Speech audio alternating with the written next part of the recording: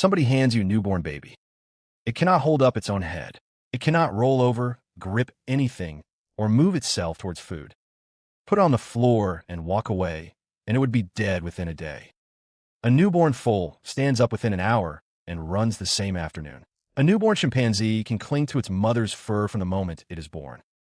Ours arrive unable to do one single useful thing, and they stay that way for an astonishingly long time. This is the strangest fact about our species, and almost everything else about us was shaped by it.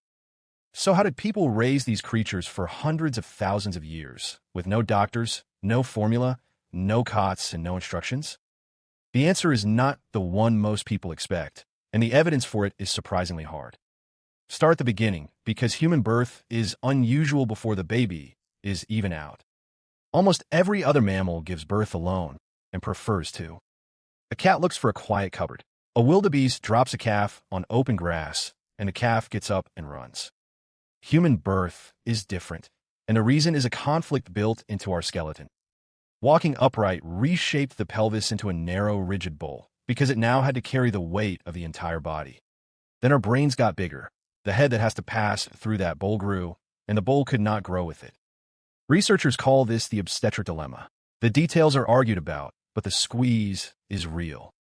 A human baby does not emerge facing forward, the way an ape's does. It has to rotate, and it usually ends up facing backwards, away from its mother. That single fact has an enormous consequence. The mother cannot easily reach down and guide the baby out, clear its face, or unloop a cord without bending the infant's spine the wrong way. In 1995, Karen Rosenberg and Wenda Trevathan argued that this makes us close to unique. We are, they suggested, a species in which giving birth normally requires somebody else to be there. Not a doctor, just a second pair of hands, and somebody who has seen it happen before. If that is right, then midwifery is not a profession we invented. It is a behavior our own anatomy pushed us into long before anything you would call medicine. It also means that from the first minute of a human life, there is already a second adult in a room. And it may go back further than our own species. In 2009, Timothy Weaver and Jean-Jacques Hublin reconstructed the pelvis of a Neanderthal woman from Tabun Cave in what is now Israel. Their reconstruction suggested Neanderthal birth was tight as well, though probably without the same twisting path. A different route, the same difficulty, almost certainly the same need for help. So the baby is out, and this is where it gets strange. Compared with other primates, human babies are born unfinished. A newborn chimpanzee's brain is around 40% of its adult size. Ours is closer to a quarter. So an enormous amount of brain growth that other animals do inside the womb, we do outside it, in the open air in somebody's arms. For the first few months, a human infant is essentially a fetus that happens to be visible, which means it has to be carried constantly. And here the evidence gets unusually direct because there are still people living this way, and anthropologists went and counted. In the 1970s, Melvin Konner studied infancy among sand hunter-gatherers in the Kalahari. What he recorded looks nothing like a modern nursery. Babies were in physical contact with another person for the overwhelming majority of the day, usually upright, usually in a sling at the mother's side.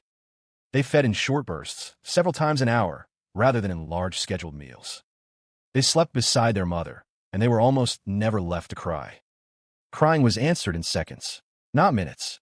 Seconds. That last one tends to surprise people because it sounds like modern attachment parenting invented in a book in the 1990s. It is closer to the reverse. The book is a late attempt to describe the older pattern. And the sling is worth stopping on because it is invisible archaeology. Leather, bark, plant fiber, and animal skin do not fossilize. We have no ancient baby carriers, and we almost certainly never will. But the logic is very hard to escape. A woman who forages for hours, walks kilometers in a day, and carries an infant that cannot cling to her by itself needs both of her hands free. Some researchers have argued the carrying sling may be one of the oldest tools we ever made, and the one we can never prove.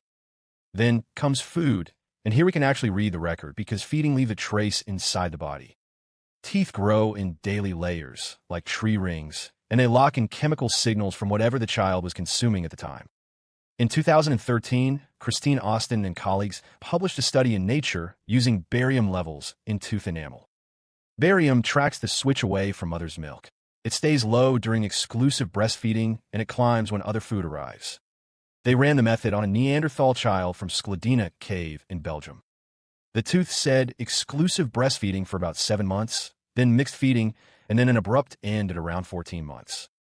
One named Individual's Infancy, reconstructed from a single tooth, roughly 100,000 years after it happened. Other Neanderthal teeth give different answers. In 2018, Tanya Smith and colleagues studied a Neanderthal child from Paris in France and found nursing continuing to around 2.5 years, which is the honest state of the field. We have individuals, not averages. But both of those numbers are short compared with a chimpanzee, which typically nurses for 4 to 5 years.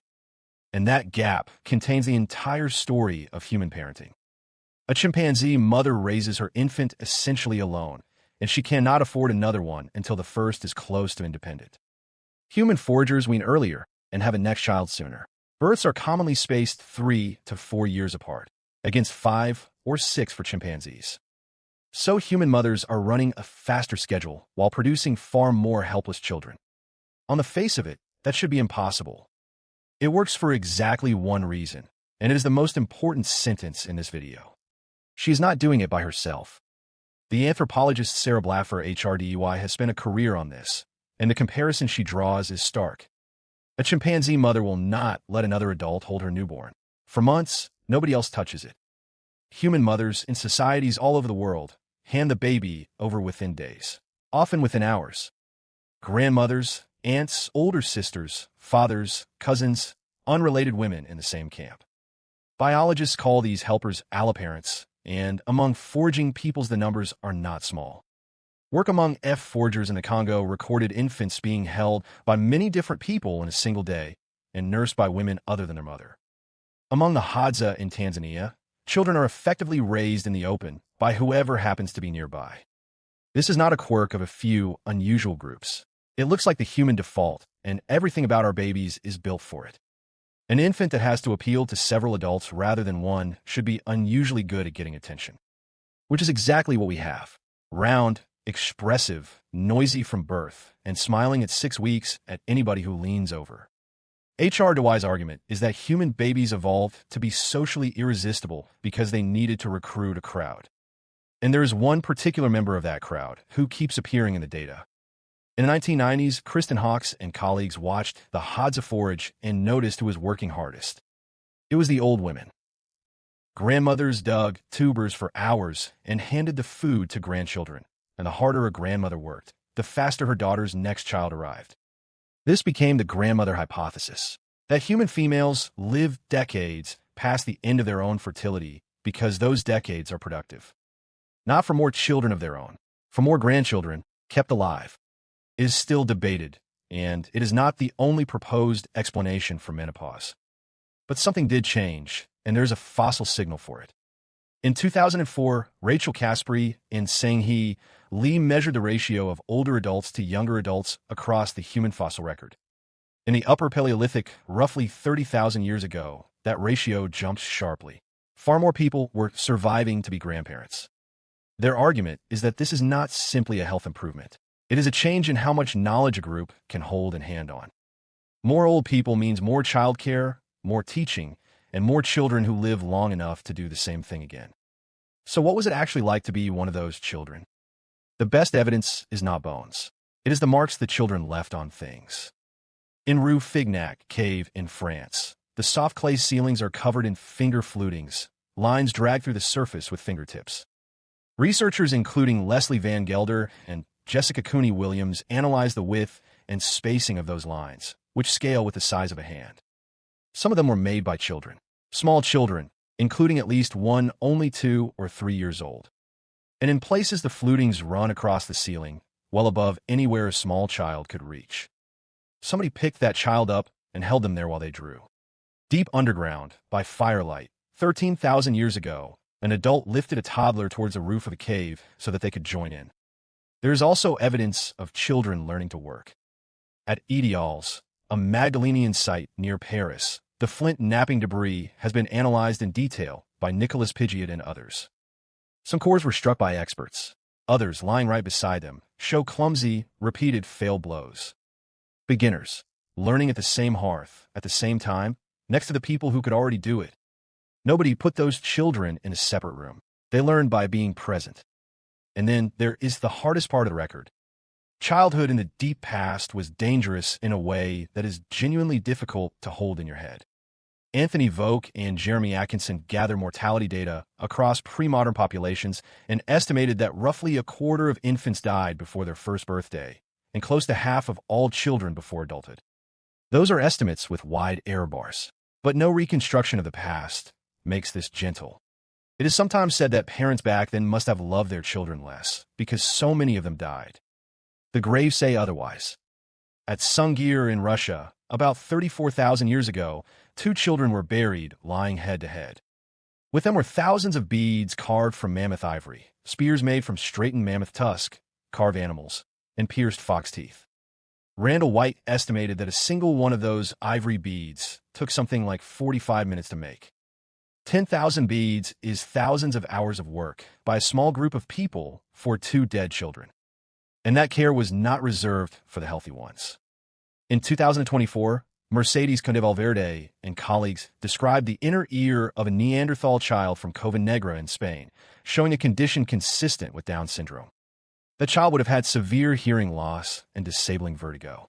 The child lived to at least 6 years old. A child like that cannot keep up with a moving group. Somebody carried them for years, and that somebody had to be supported in turn by everyone else. Which brings us to now. Every single thing in this story is a group solving a problem that no individual could solve. Birth needed a second person. Carrying needed spare arms. Weaning early needed somebody else with food. Learning needed adults who let children stand next to the work. And then, very recently, we took all of it apart. We moved into separate houses, away from grandparents, and handed the entire job to 1 or 2 exhausted adults. That arrangement gets called traditional. It is not. On the timescale of this video, is brand new, and it is a strange outlier.